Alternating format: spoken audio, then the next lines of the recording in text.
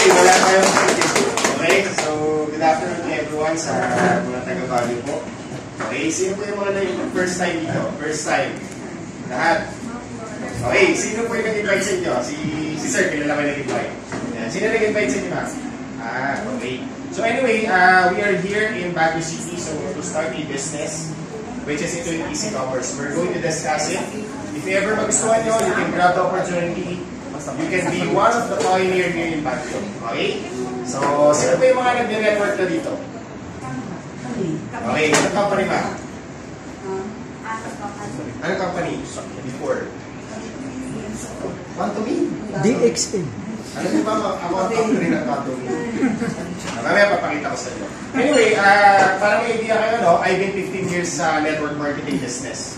So, last company po that I handled is JC Premier. Then, before the JC Premier, I'm the top 3 of the Quantum Q Dynamics. So, mamaya papakita ko sa inyo. Actually,